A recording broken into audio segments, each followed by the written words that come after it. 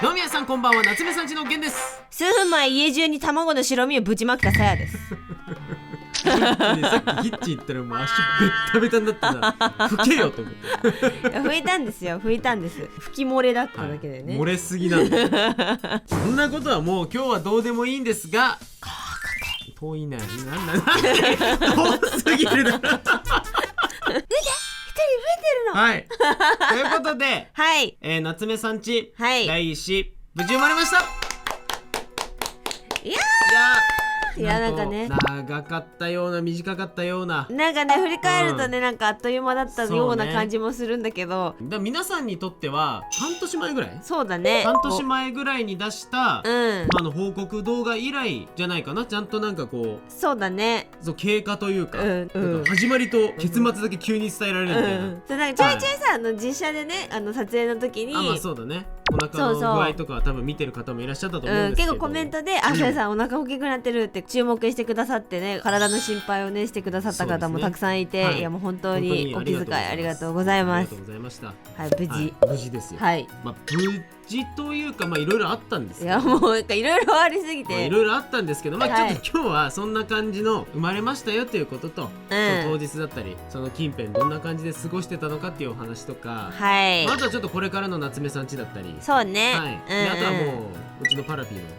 そうパラちゃんのね、はい、うちのパラちゃん、はい、様子もちょっとお見せできればなと。もちろんねお顔は見せないんですけど、はい、はい、今いますので、もちろんお家にね、もう大怪獣です、もうすでに睡眠不足ってまたって思ってたんですけど、いやもうね大変ってなったもう2人で今ね、もう早朝起きて起こされてを繰り返しているし、深夜起きては怪しい、起きては怪しいの繰り返しなんですけどはい、でもですね、とりあえず皆さんがご心配していただいていたというか、うちからも言ってしまったからね、ちょっと心配させてしまっていた、子宮筋腫ってい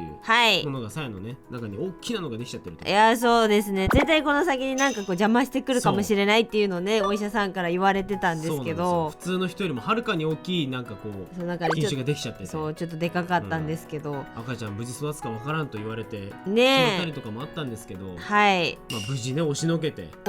たよ、本当に押しのけてた、育ってくれたんです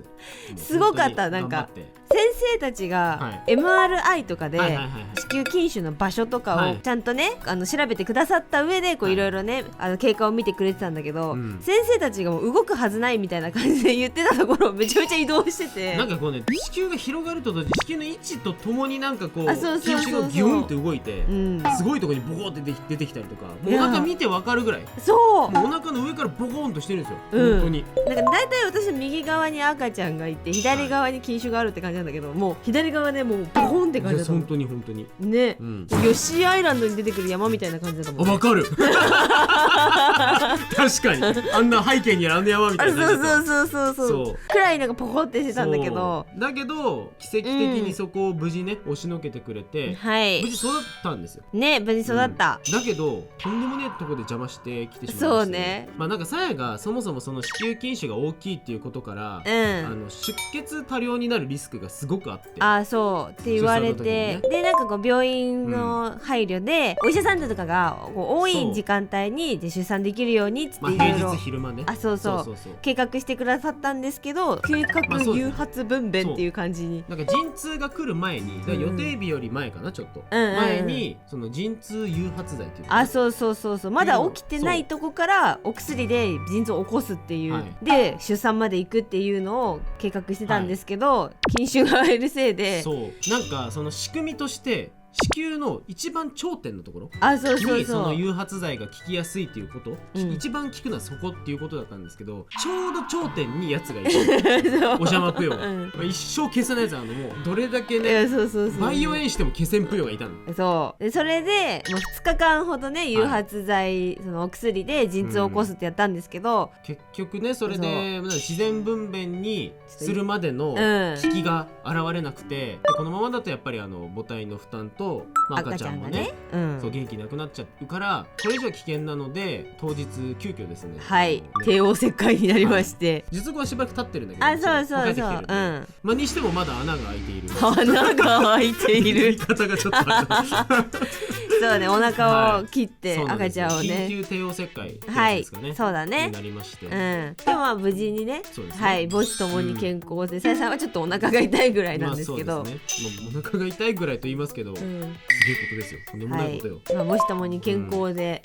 無事出産を終えることができました。本当にさやさんありがとうございます。いや源さんもね、源さんねすごいねサポートしてくれて、お薬でその陣痛を起こすから、その陣痛が起きてるお母さんにできるサポートみたいなことを源さんすごい調べてきてくれて、でいろんなアイテムとかすごい買ってきてるの。フルセットで持ってって、そうなんか腰とかお尻とかの方がすごい痛くなるんだけど、それをマッサージする用のボールとか、あと体がもう汗かいてやばくなった時用のハンディファンとか、白クマハンディファン、白クマくんがピーってウィーンってなんかよくみんな持ってるやつ最近。女子高生持ってるやつですよ。あれとかねすごいいろいろね用意してくれたんだけど、結局陣痛マックスまでいかなくて、陣痛のこう1から100まであるうちの70ぐらいまでだったのかな、あれがね。いやでもね私的にはね多分30ぐらいだったんじゃないかなって思う。そうなんだ。でもなんかさ、先生がさ、その助産師さんが普通の人の半分くらいまで来てますって、その数値で言うと来てましたよっていうのは言ってたから、相当もうちょっとだったんだろうなと思ったんだけど、いやもうなんかよくわかんないんだけど、とりあえず陣痛は来てて、うわー痛ーとかなってたんだけど、でも高校生の時の方が痛ーとかってよくわかんない基準で耐えててそうなんかなんか知んないけどね、武士みたいな心持ちでね陣痛に挑んでしまって、まだ耐えられるみたいなすごかったよ。さやこんな強いんだと思って。いやでもね結局マックスまでは体験してないんで、私は。でもね、とは言いますけど、これ今出産に臨んでいる旦那さんは思うと思うんですけど、マジで無能じゃない？そんなことない。カスみたいじゃない？横にいることしかできんっていう。何もできんやんこれってなって。それ横でなんかいろいろああだこうださ、こうねマッサージしたりさすったりとかさ、声かけしたらできるけどさ、カスやないと思ってびっくりしちゃった。何これと思っちゃって。自分の無能自分の無力をかみしめてしまったのね。すごいかっこいい例えするとさ、エドがさ、肝心な時に俺は無力だって国家錬金術師言ってたじゃん。五感の話ですね。五感ね。はい。マジで同じこと。何が国家錬金術師だって感じに。アナリティクスおじさんだ。肝心な時に俺は無力だって。アナリティクスおじさんだ。いやいろいろこうさ、僕どっちかというと調べてさ、いろいろ見てくるタイプだから、めちゃくちゃ調べたんだよ。その出産とかね、そのサポートする旦那さんのやることとかさ、調べたんだけどさ、意味なと思って。意味なくはないけど、意味なくはないんだよ。すごかったよ源さんは。だからね、世の旦那さんは無力感をかみしめると思いますがね、それはもうその後ですよ。はい、そうだね。ということとね、思いました。しかも帝王切開だったから、さやがこうドナドナのように手術室にさやさんが連れてかれるさやさんの不安そうな顔。いやでも緊急帝王切開になりますっていうご先生からね細かい説明とかいただいて、でその帝王切開だと手術っていう扱いになるので、そうですね。そうで手術前にこうちゃんと健康かどうかっていうか、その手術前に検査をしなきゃいけない。そう検査したりとかね。そう検査することがあったんだけど、その時レントゲンが含まれてて、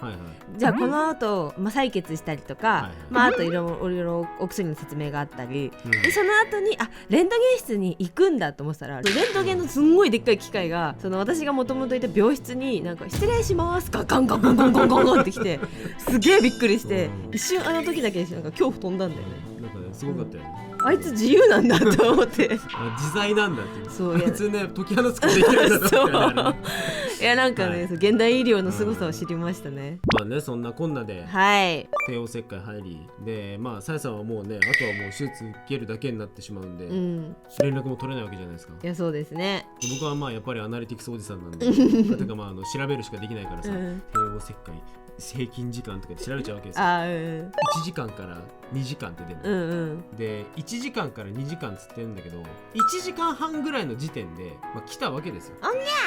そうオンギャーが、それはちょっとまた置いといてなんですけど、喜んでさ、感動でいっぱいになると思ったの。赤ちゃんが生まれたみたいなね、思ったんだけど、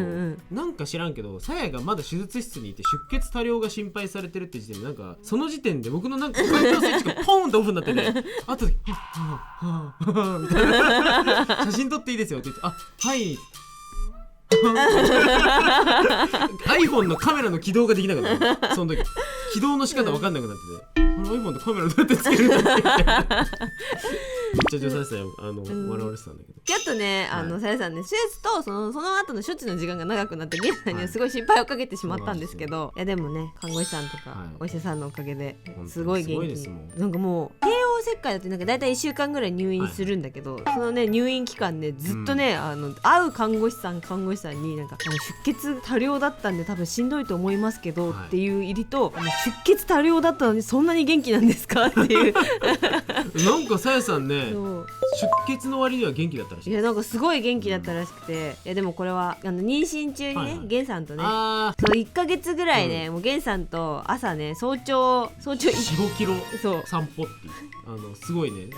夏目さんちとは思えないぐらいアクティブな習慣をつけてたんで、多分ねそれのおかげだったんじゃないかなと思って、ほら君は無力じゃないよこうやって寄り添ってくれてるじゃないか。遠いんだよなまあでもね、出血量ね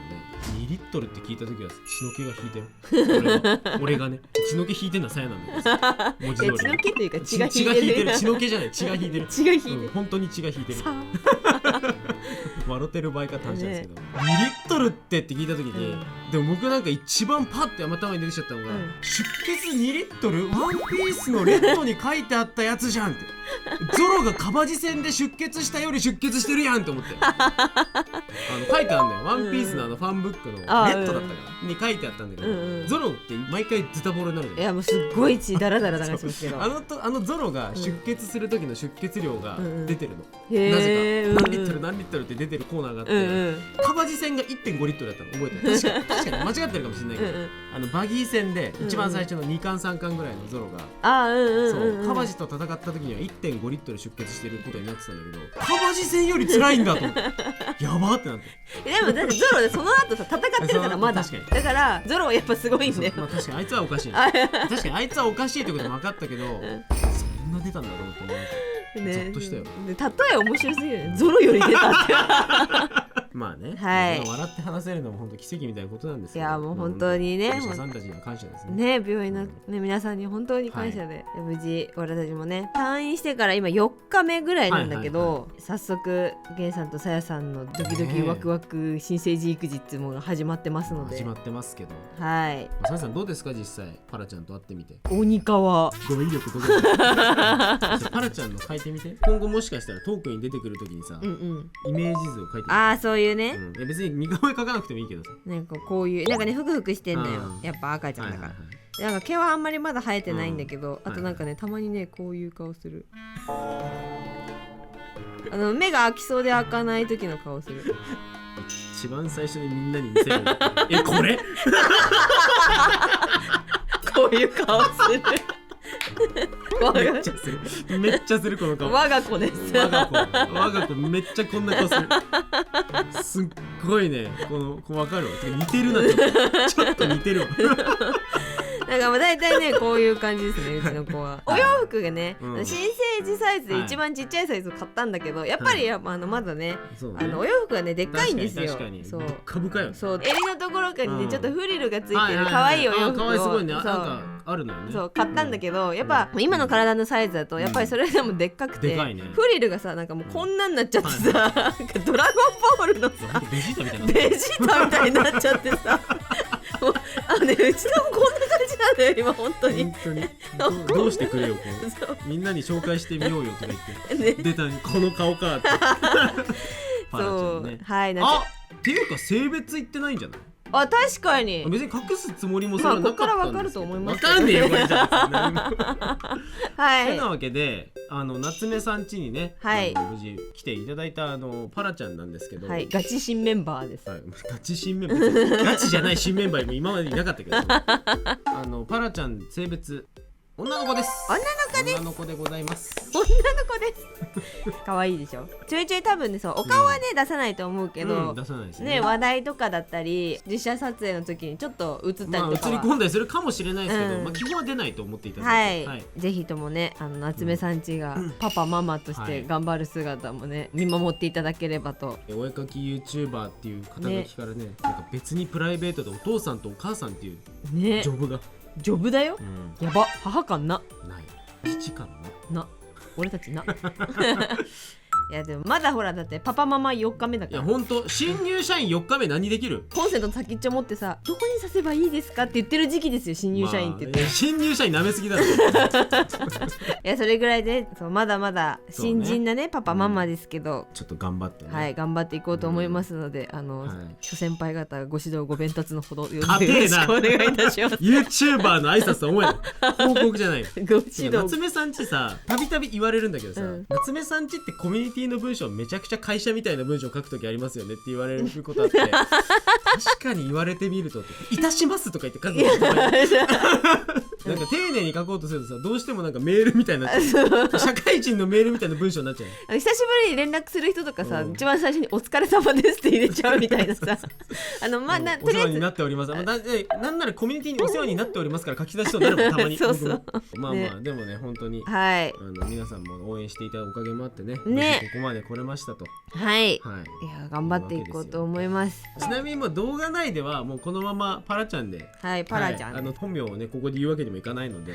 お名前は決めてるんですけど、皆さんはパラちゃんと呼んでください。無事ね、日本国民にもなりました。なりましたね。この間出生届出生届出したので国民になりました。つい最近までは無国籍があるなんかあっという間でした。なんかね、だから本当にね、でも妊娠期間もだし、入院期間とかもなんかいろいろあるから、なんかね、なんか個人的になんかまとめたいなと思ってるんだけど。そうね、なんかこういろんな記録として、前のちょっとそれ映画ではないですけど、そうなんかエッセイ的なね、妊娠から出産ぐらいのそういうレポート漫画みたいのを軽くね、そんなたくさんではないけど、かけたらいいなって思いながら5年が経つんでしょうね。リアルだなでもさ、本当に母になる感覚、父になる感覚ってさ、ある。でもいや、もちろん我が子大切だし、なんかすっごいもう鬼川だし、めちゃめちゃお世話してあげる感じたくなるというかさ。でもめちゃめちゃね頑張ってなんかお世話してますけれども、なんかすごい不思議な感覚だよね。可愛い。とにかく可愛い。でもめっちゃ泣くけどやっぱ可愛い。なんか面白い、ずっと見てて。そう、なんか見てて飽きない。ゲンさんだってあれだもん、ミルクと間違えてゲンさんの指しゃぶった時はもうあったしちょっと待ってねチュパチュパ違う、その後すっごいさこれじゃねえわってその後めっちゃゲンさんの小指を間違えてしゃぶっちゃった後顔これじゃねえわ全然いいけどまあね、そんなことですよ。なんか皆さんからすると夏目さんちのくせに若干動画をストックなどしていたので、しかも新チャンネルも出てる。そうなのなんかすごいタイミングでチーナッツっていうね、出てましたけど、チーム夏目さんちみんなでね出てる、みんなでやるチャンネルって言ってらっしゃったしさ、夏目さんちむしろなんか増えてねみたいな体感ね、思ったかもしれないんですけど、実は皆さんとは撮影時から大きくタイムラグがあるはず。いや、そうなんですよ。多分2ヶ月ぐらい撮影時期とずれてるんじゃないかなっていう感じなので、これから上がる動画とかも実はね、ちょぼちょぼストックしてたりは、なんかちょっと新規収録をね、ぼちぼちするとは思うんですけど、さやさんはバッチリ休ませていただいてますので、しっかりさやさんは無理せずやっております。産後の日立ちしてますよ。何産後の日立ちって何？知らないですか？知らないけど何それ？いや普通に産後の日立ちですけど、出産後ちゃんと休んでねっていうワードのことですね。そういう産後の日立ちっていうが大事だからってすごいお父さんとお母さんにめちゃめちゃ言われてて、それだけって悲しい。そういうことですね。なんか解説しちゃう。そういうだけです。すいません。撮影久々だな。そう本当に久しぶりなの、本当に。マジでね。1ヶ月ぐらい空いたんじゃない？いや多分空いたと思う。もっと空いた？もう分かんない。もしかしたらそのぐらい空いてるかもしれない。ね。多分皆さん先週出てる動画を見たら、多分皆さんこの報告動画の1週間前っておそらく我々1億円の案件を受けてると思うんですよ。そうね。だから結構情報量過多なタイミングかもしれないんですけど、夏目さんち結構だから前々からいろいろやってるので、はい、今後の夏目さんちについてですね、はい、そう皆さんが見てる通り、先週はもう上がってたし、プロジェクトですよ、はい、テラメタル学園については皆さんまだ続報をお待ちいただければと思うんですが、そうだね。そうチーナッツも始まり、はい、今ね画集についても、せっせと今準備を進めておりますし、はい、去年お知らせさせていただいたあれですね。そして漫画についてもね、はい、今準備を進めているんですけど、はい、動画に関しては今までと全く変わりません。まあ変わりません。全く変わりません。さやさんの晩ご飯が今日実はステーキだという事実も変わりません。変わりませんね。はい。食べたいですね。これ怖えよ。中ボスみたいな割れ方する。中ボスだった。本当に全く変わりません。ただご心配なさらず、無理ないペースでね、すでに1ヶ月分とかはね、ちゃんと単語分はストックしてあるので、はい、ぼちぼち無理なく再開していって、メインチャンネルは今まで通り週1本。はい、本当はね日本に戻したいかなっていう気持ちもさやっとね話してはいたんだけど、無理してもしょうがないので、そこは今まで通りメインチャンネルは週1本で、落書き部屋は不定期で、サヤンチも不定期で、ゲーム実況チャンネルは週2本ぐらい、だいたい週2本、多くて3本、で新たに出てきたチーナッツは夏目さんち出演しているのは、おそらく1週間1本ぐらいになりそうだね、今のところです、今後どうなるか分かんないけど、なんか楽しくみんながワイワイやってる中、出産前のね産休期間ぐらいに何々混ぜてよっていう撮影が結構あったんで、今のところしばらくは週1本ぐらい夏目さんち出続ける気がする。それをプラスだからチーナッツ全体としては週2本ぐらいかな。夏目さんち関連っていうチャンネルでいうと、なんと週5、6本毎週出るんですよ。意外と産休とか言ってるんだけど、意外と出るので、皆さんからするとあまり変わりはないと思うんですが、これからも夏目さんちはね変わらずチェックしていただけたらと思います。もう一人増えても特に変わらずなんで、ここ分かんないですけどね、これから僕たちがどうなっていくかはもう本当に分からないことばっかりではあるんですけど、でもねあれかもしれない、動画のトークの中にね赤ちゃんネタが結構増えるかもしれないですね。赤ちゃんについての手にうんちされたとか、手にうんちがついたとか、間違いなくだってねトラブルばっかですからね。大概動画の中で話す話って最近あったトラブル。いやそう最近あったトラブルがだいたい今日見た夢ぐらいしか喋ることないみたいな。悲しいだそんなところで夏目さんちからのご報告とさせていただければと、思いますが、このサイズの絵これで描くの超大変だったんだから、これなんでわざわざそれで描いてるの？太いのこっちで描いてる大変だったんだからこれ虚無みたいな顔してますけど、ボーリングみたいなボーリングの球みたいなてなわけで、今後とも夏目さんちよろしくお願いします。何卒よろしくお願いいたします。というわけなんですが、ちょっと最後パラちゃんの今のご様子でも皆さんにお見せできればと思いますので。可愛いんです我が子。顔は出ないけど、さやさんがきっとお顔隠しにこんな顔描くと思うんで、きっとこれ今の顔描くと思います。そう今言って見た時の顔。そうしよう。これかもしれない。これかもしれない。ワンチャンこれかもしれない。あともうちょっとでね、今スヤスヤなんだけど怪獣化する予定。この顔を経て怪獣化するので男梅になる。男梅。この顔から男梅になる。男梅。赤ちゃんって本当面白いですね。今どんな顔してるかちょっとね見に行きたいと思います。レッツベビータイム。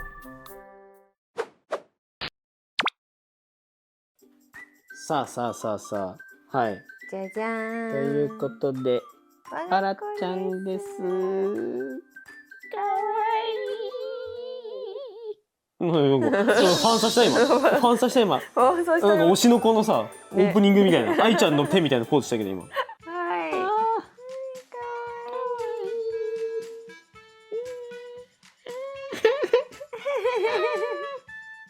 ちゃん。なんかニコニコしてる。どうした。でもまた怪しい。触っちゃったから。男目になっちゃう。お袖がよいしょ。すぐお袖がね中入っちゃうんです。サイズが合ってないからね。そう全然ちっちゃいです。この子がパラピです。お腹から出てきました。さやさんのお腹からなんか不思議だよ。なんだよなそれな。やめてください。さやさん今むくみがすごくて。そうですね。産後むくみがすごいのでさやさん映りたくないそうなんでね。すごいよなんか今でも全然だけどね。もう戻ってるけど。マジ？ラッキーみたいなんだけど今。ラッキームチムチすぎてラッキーみたいになっちゃってる。アスモデウス？アスモデウスかも。ルシフェル？あ、違う、今最近ね、ちょっと無音にしてるんですけど、はい、これリビングなんですね。1階のリビングなんですけど、はい、最近パラちゃんここで寝てる時はね、なんとね、ここ、はい、こちらがテレビになってるんだけど、ここで今ね、夏目さんちのゲーム実況総集編を永遠に流してます。はい。なんか昼間無音になると、ね、無音の中でしか寝れなくなっちゃうそうっていう説があるらしいので、はい、じゃあうちの実況流しとくかとか言ってね、音声をね流してます。かわいい。はい、これセットのお帽子。そうですね。セットアップの。セットアップのお帽子でございます。まあというわけで。はい、これからもね。パラピーをね、我々は責任持ってね、はい、育てていこうと思います。育てていきつつ、夏目さんちとしては特に変わらず、変わらずというか、もっと皆さんに楽しんでいただけるようにいろいろとねやっていければと思いますので、はい、これからもどうぞよろしくお願いします。よろしくお願いします。はい、全然この子起きないんです。本当に起きないんです。そう、はい、昼間のこの時間帯だけ起きないんです。ね、夜はもう本当プレパラートぐらいすぐ起きるのにね。本当にパリンって言われる。抱っこしたと思ったらね、よしよし寝てるって言ってさ、布団にスッてとパリン。背中スイッチ、俺のはここにあるんだよ。君の背中スイッチ。消して。